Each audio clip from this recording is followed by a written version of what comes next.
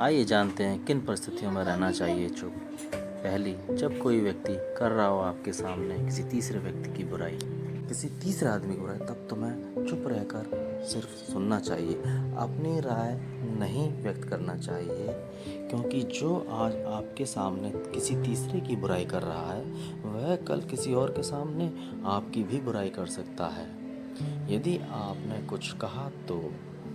Number 2, अधूरा सच। यदि आपको किसी घटना या किसी विषय पर अधूरी जानकारी है तो चुप रहना ही उत्तम है, क्योंकि अधूरा ज्ञान बड़ा ही घातक होता है। यह आपको हंसी का पात्र भी बना सकता है या किसी भी मुसीबत में भी डाल सकता है। नंबर 3, जब कोई नहीं समझे आपकी भावना। यदि आपको लग रहा है कि यदि कोई आपकी भावना, दुख या परेशानी को शब्दों में नहीं समझ पा रहा है या फिर वो आपको ध्यान से नहीं सुन रहा है, तो फिर ऐसे व्यक्ति के सामने चुप रहना ही ठीक है।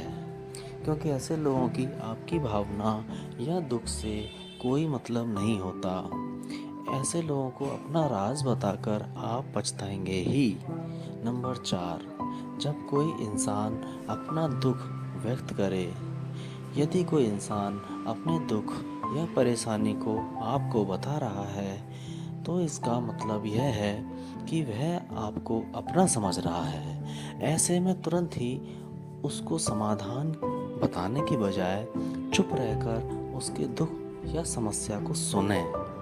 उसके दुख या समस्या को किसी और को ना बताएं। नंबर 5, क्रोध या घृणा करने वाले लोग। जब कोई अपना या कोई सगा संबंधी आप पर क्रोध कर रहा हो, आपका अपमान कर रहा हो या घृणास्पद शब्द कह रहा हो, तो आपको उस समय चुप रहना चाहिए, ताकि सामने वाले का गुबार पूरी तरह बाहर निकल जाए। आप यदि सही हैं तो उसे कतई माफ़ी ना मांगें और चुप रहकर सही समय का इंतज़ार करें। वह खुद ही आपसे माफ़ी मांग लेगा और उसे अपनी गलती का एहसास स्वयं ही हो जाएगा। नंबर 6, पवित्र वस्तुओं का ना करें अपमान। कोई वस्तु आपके लिए अपवित्र है तो वही वस्तु दूसरों के लिए पवित्र है, तो वहाँ आपको चुप रहना चाहिए।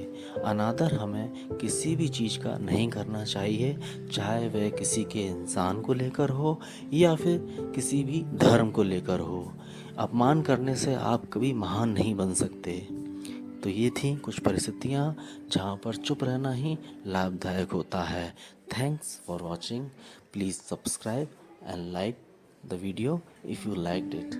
Thank you.